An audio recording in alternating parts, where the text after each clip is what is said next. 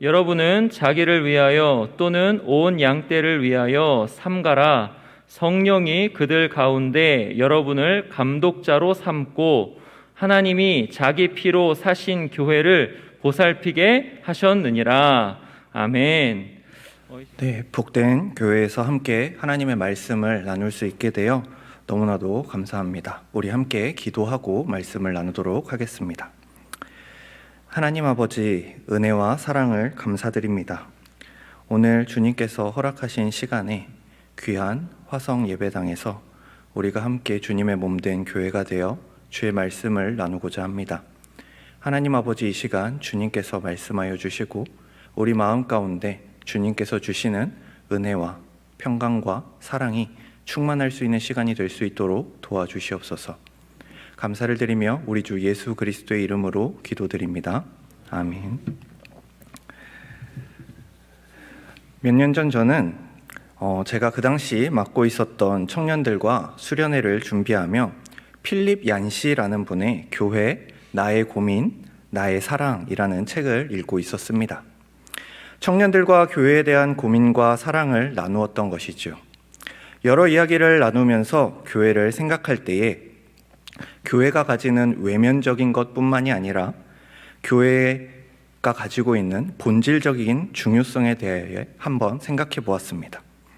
그리스도의 신령한 몸으로서의 교회 공동체, 또한 교회는 바로 우리 성도들의 모임이며 교회됨의 가장 중요한 부분은 몸된 우리가 예수 그리스도와 하나 되는 것임을 함께 나누었습니다. 그리고 오늘도 우리에게 주신 말씀을 통하여 교회에 대해 함께 살펴보고자 합니다. 오늘 말씀의 제목도 교회이고 또 우리가 함께 살펴본 사도행전은 교회에 관한 책이라고 하여도 과언이 아닙니다. 사도행전은 그 사도행전의 시작부터 그리스도께 사역을 위임받은 교회에 대해서 우리에게 알려주고 있습니다. 그 교회가 오순절 성령 강림을 통하여 성령을 받고 능력을 받아 가르치고 전파하며 성장하는 모습을 우리는 사도행전을 통해 알 수 있습니다. 그렇게 교회는 점점 성장하고 확장해 가는데 그와 함께 교회를 향한 환난과 핍박도 점점 거세집니다. 이는 단순히 교회라는 공동체를 넘어서 구성원인 성도 한 명 한 명에게까지 영향을 미치게 됩니다. 오늘날도 시대를 한번 돌이켜본다면 우리 역시 만만치 않은 시대를 살아가고 있습니다. 주된 이야기만 달라졌을 뿐 여전히 교회는 세상 사람들로부터 조롱당하고 비방당하며 특히 요즘과 같은 시기에는 여러 불편한 시선들로부터 자유롭지 못합니다. 세상은 이제 교회를 그저 골칫거리, 고민거리로만 보는 듯하며 교회가 잘못되었다, 교회가 썩었다, 교회 다니는 사람들이 더하네 라는 잔인하고 가슴 아픈 세상적 평가를 하게 되었습니다. 더욱 가슴 아픈 사실은 교회를 다니는 성도조차도 이런 생각에 동의하며 교회를 향한 강한 비판을 거침없이 하는 것을 봅니다. 그런데 오늘 우리가 살펴볼 사도행전 20장 역시도 바울과 교회는 만만치 않은 상황 속에 직면해 있습니다. 오늘 본문인 28절은 사도행전 20장 17절에서 38절의 전반적인 상황 가운데서 우리가 함께 살펴보아야 합니다. 해당 본문은 사도 바울이 에베소 교회의 장로들을 불러서 마지막 인사, 즉 이별하는 장면을 우리에게 보여줍니다. 바울의 사역에 있어서 에베소는 매우 각별했던 곳입니다. 에베소 지역은 바울이 2차 전도 여행과 3차 전도 여행에서 2번이나 방문했는데 주의해서 볼 점은 오늘 우리가 읽는 본문은 바울이 3차 전도 여행 중 에베소의 장로들을 만나는 장면이지만 장소는 에베소가 아닙니다. 에베소의 장로들을 사도 바울이 자신이 지금 거하고 있는 밀레도로 부른 것입니다.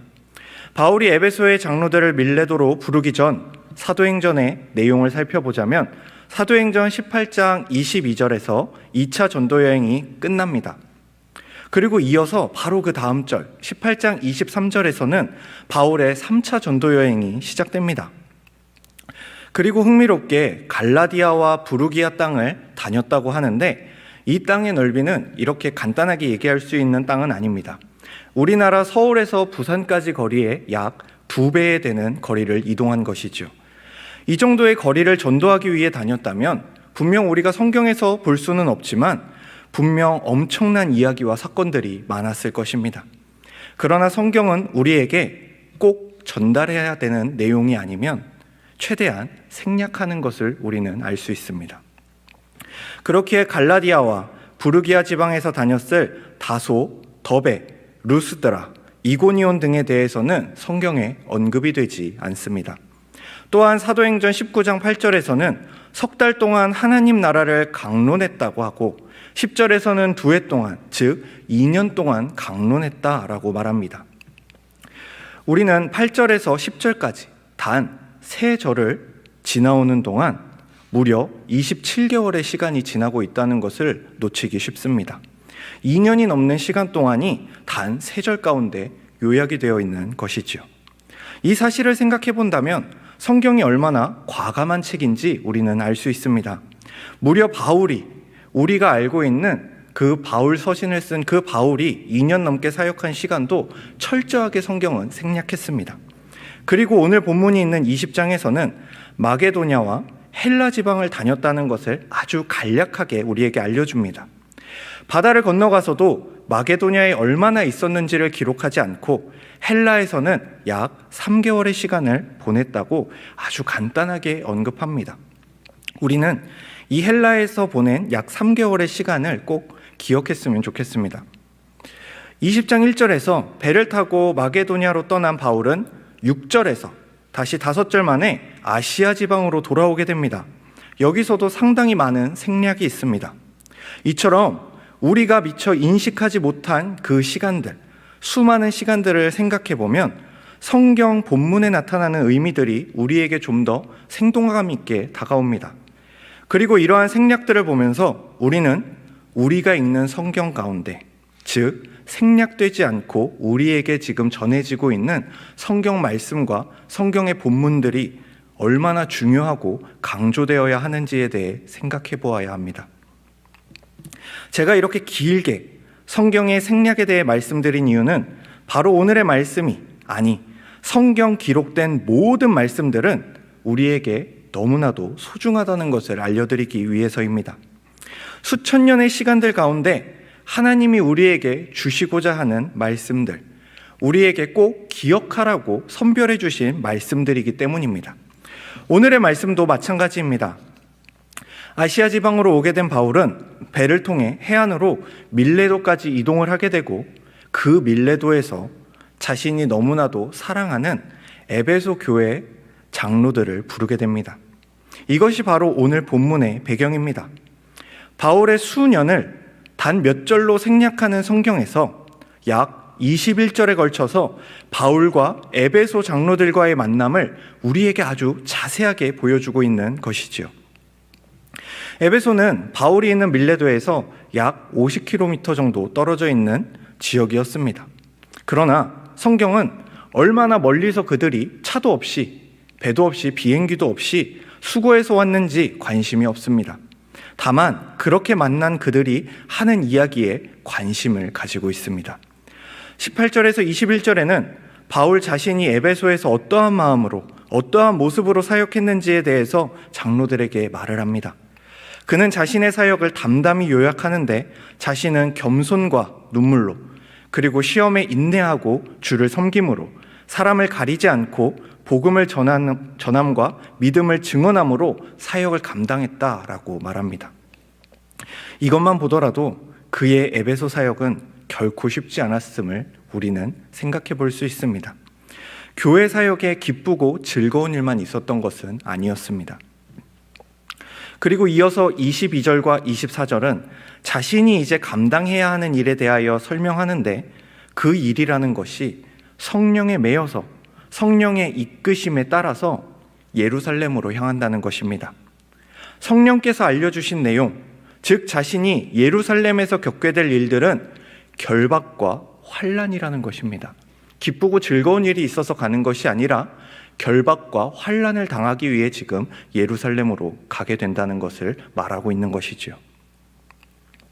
여기서 바울은 너무나도 유명한 24절, 내가 달려갈 길과 주 예수께 받은 사명 곧 하나님의 은혜의 복음을 증언하는 일을 마치려 하면은 나의 생명조차 조금도 귀한 것으로 여기지 아니하노라 라는 고백을 담대하게 선포합니다. 이 고백은 앞으로 그에게 다가올 결박과 환난에 대해서 자신의 믿음을 지킬 것을 선포하는 말씀이기도 하지만 그가 지금까지도 하나님의 은혜로 이렇게 사역해왔음을 보여주는 구절이기도 합니다. 그렇게 바울이 이 고백이 그의 진심이라는 것을 에베소 장로들은 더욱 잘 알았을 것입니다. 그리고 이런 바울의 예루살렘행을 더 자세하게 살펴볼 수 있는 힌트를 주는 곳이 있습니다. 바로 로마서입니다. 오늘 사도행전 본문에서 바울은 3차 전도 여행 중 예루살렘으로 돌아가는 길이었습니다. 그리고 로마서는 그 바울의 3차 전도 여행 중 바울이 기록했던 편지 중 하나였습니다. 제가 아까 꼭 기억하라고 말씀드렸듯 바울이 아시아로 돌아오기 전에 헬라 지역 고린도에서 3개월 정도 체류하였습니다. 여기서 바울이 로마서를 썼다는 것을 기억한다면 우리는 오늘의 본문을 살핌에 있어서 더 큰 유익을 누릴 수 있습니다. 로마서 15장 25절에서 바울은 다음과 같이 말합니다. 그러나 이제는 내가 성도를 섬기는 일로 예루살렘에 가노니. 즉 바울은 이미 밀레도로 건너와 에베소 교회 장로들을 만나기 전부터 예루살렘으로 갈 준비를 하고 있었습니다. 이어지는 말씀에서 바울이 예루살렘으로 가는 이유가 마게도냐와 아가야 사람들이 예루살렘의 가난한 성도들을 위해 헌금한 것이 있는데 그것을 전달하기 위함이다 라고 이야기해 주죠. 이어지는 30절 33절을 제가 읽도록 하겠습니다. 형제들아 내가 우리 주 예수 그리스도와 성령의 사랑으로 말미암아 너희를 권하노니 너희 기도에 나와 힘을 같이하여 나를 위하여 하나님께 빌어 나로 유대에서 순종하지 아니하는 자들로부터 건짐을 받게 하고 또 예루살렘에 대하여 내가 섬기는 일을 성도들이 받을 만하게 하고 나로 하나님의 뜻을 따라 기쁨으로 너희에게 나아가 너희와 함께 편히 쉬게 하라. 평강의 하나님께서 너희 모든 사람과 함께 계실지어다. 아멘. 바울은 예루살렘에서 자신에게 닥칠 고난을 로마의 교인들에게 알리며 자신을 위해 기도해 줄 것을 미리 부탁하였습니다. 자신이 예루살렘에서 환난과 핍박으로부터 결박으로부터 건짐을 받고 로마로 나아갈 수 있도록 기도를 해달라는 것이었습니다. 그리고 예루살렘으로 돌아가던 중 오늘 본문 사도행전 20장에 나오는 것처럼 여러 염려들이 있는 상황에서 자신이 너무나도 사랑하고 함께 동역했던 에베소 교회 장로들을 만났습니다. 우리가 눈여겨볼 점은 바울이 여러 어려움 중에 꼭 보고 싶어하는 지체들이 있었다는 것입니다. 그리고 그들과 함께 기도하기를 원했다는 것입니다. 그는 단순히 혼자 불안해하고 근심하는 것에 그치지 아니하고 자신의 불안과 염려와 근심을 교회 공동체에게 함께 기도하자고 부탁하였습니다. 여러분도 바울처럼 어려움과 고난이 닥칠 때에 함께 부둥켜 안고 기도할 수 있는 동역자들이 있기를 소망합니다. 바울은 동역자들을 만나 함께 기도하고 힘을 얻고 이 기도의 고백이 조금 바뀌게 됩니다. 분명 로마서에서는 자신이 건짐받기 위해 기도를 부탁했지만 사랑하는 동역자 에베소 장로들과 함께 부둥켜 안고 기도를 한 이후에 그의 고백은 이렇게 바뀝니다. 나의 생명조차 조금도 귀한 것으로 여기지 아니하노라. 믿음의 고백을 하게 되는 것이죠. 여러분 여기서 주목하셔야 할 것은 바울이 건짐받기 위해 기도한 것은 바울의 신앙이 연약하고 그가 죽음을 두려워해서 자신의 목숨을 아껴서 세상을 사랑했기 때문은 아닙니다. 우리가 집중해야 할 것은 하나님의 이끄심에 순종하는 바울이 그의 인간적인 두려움, 연약함 앞에 굴복하고 무릎 꿇는 것이 아니라 자신이 하고 싶은 사역을 욕심내는 것이 아니라 끊임없는 기도와 간구로서 죽음까지도 막을 수 없는 그리스도의 용사로서 세워져 가고 있다는 사실입니다. 교회 공동체가 함께 모여 기도하며 성령님이 주시는 힘을 구할 때에 그들이 하나님의 그릇으로 빚어져 가고 있다는 것을 우리는 깨달아야 합니다. 여기서 우리는 교회의 중요성을 알 수 있습니다. 우리 교회도, 우리 성도도 이러해야 하지 않겠습니까? 우리 앞에 세상은 막막하고 세상의 조롱과 차가운 눈길에 나는 두렵지만 그저 우리가 도망치는 것이 아니라 성령님께서 우리를 이끄시는 길이니 도망치지 않도록 힘을 주시도록 사명을 감당할 수 있도록 기도해야 하지 않겠습니까? 그것이 바로 그리스도의 몸된 우리 교회의 사명이니 말입니다. 이어지는 25절 31절에서 바울은 마지막 인사를 하며 장로들에게 이렇게 말합니다. 바로 이것이 장로들을 부른 진짜 이유일 것입니다. 28절입니다. 여러분은 자기를 위하여 또는 온 양떼를 위하여 삼가라. 성령이 그들 가운데 여러분을 감독자로 삼고 하나님이 자기 피로 사신 교회를 보살피게 하셨느니라. 즉 자신과 맡겨진 양떼를 잘 살피고 돌볼 것을 권유하며 그들이 그렇게 해야 하는 이유는 그들의 감독자로 세워짐이 성령께서 세우셨기 때문이며 그들이 돌보는 교회는 하나님께서 자신의 피로 사신 교회이기 때문입니다. 여러분, 이 말씀이 단순히 바울이 에베소 장로들에게만 권유한 것일까요? 저는 분명히 본문을 읽고 있는 그리스도의 몸된 교회인 우리에게 성령님께서 동일하게 말씀하실 것이라고 믿습니다. 우리를 교회 가운데 보내신 분이 성령님이시고 우리가 교회의 지체들을 돌보고 섬겨야 하는 것은 이 교회가 하나님이 피로 사신 교회이기 때문입니다. 오늘 말씀에 나타난 바울과 에베소 성도들의 이별 가운데 우리는 아름다운 장면을 목격할 수 있습니다. 그들의 그 마지막이 하나님이 자기 피로 사신 교회를 걱정하고 있다는 것입니다. 그들은 자신들의 만족과 자신들의 어려움과 자신들의 이제 헤어지는 그 감정들에만 매몰되어 있지 않습니다. 오히려 그들은 그 마지막까지 하나님께서 피로 사신 교회를 걱정하며 그 교회를 위해 이야기를 나누고 있습니다. 성도 여러분, 여러분에게 우리 교회는 어떤 곳입니까? 하나님이 피로 사신 이 교회를 위해 무엇을 하고 계십니까? 혹시 교회를 향한 세상의 차가운 눈초리에 걱정만 하고 계시지는 않습니까? 우리에게 닥쳐오는 여러 커다란 문제들 앞에서 두려워 떨며 기도하기를 포기하고 계시지는 않습니까?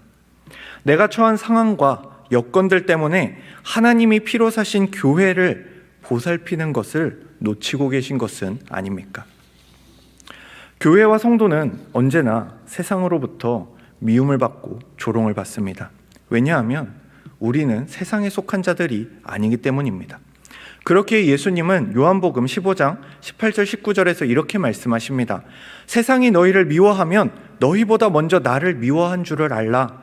너희가 세상에 속하였으면 세상이 자기의 것을 사랑할 것이나 너희는 세상에 속한 자가 아니요 도리어 내가 너희를 세상에서 택하였기 때문에 세상이 너희를 미워하느니라. 저는 얼마 전 기억에 남는 글을 보았습니다. 교회다운 교회라는 책이었는데 글의 내용은 이렇습니다. 오늘날 교회에 대한 세속적 세상의 평가가 어떠하든지 간에 나는 교회를 사랑합니다. 그것도 열렬하게 사랑에 빠진 연인처럼 교회를 사랑합니다. 여러분, 만약 사람들이 제가 정말 사랑하는 사람, 부모, 배우자, 자녀, 이런 사람들을 그저 자신들의 판단과 기준으로 안 좋게 평가하고 싫어한다고 제가 사랑하는 사람을 포기하겠습니까? 우리 중에 그럴 사람이 어디 있겠습니까? 여러분, 우리는 세상의 평가에 흔들리는 자들이 아닙니다. 또한 세상의 평가에 동조하는 자들도 아닙니다. 설교의 처음에서 교회를 다니면서도 세상의 평가에 동조하는 분들이 저는 더 가슴 아프다고 말했던 것을 기억하실 것입니다. 여러분, 교회는 변한 적이 없습니다. 하나님이 피로 사신 교회는 오늘도 지금도 여전히 아름답고 여전히 거룩하고 여전히 순결합니다. 교회의 머리 되신 예수 그리스도께서는 단 한 번도 변하거나 실수하시지 않고 교회를 이끌고 계십니다. 다만 수많은 이단, 사이비들처럼 교회가 아닌 자들이 교회인 척을 하고 자신들의 정치적 야욕과 인기와 명예를 위해 교회라는 이름을 악용하는 자들이 교회를 들먹입니다. 신앙은, 그리고 우리 교회는, 우리 교회가 가지는 가치는 그 모든 것을 초월하며 우리를 사랑하사 독생자를 보내주신 하나님의 사랑을 여전히 오늘도 찬란하게 드러내고 있습니다.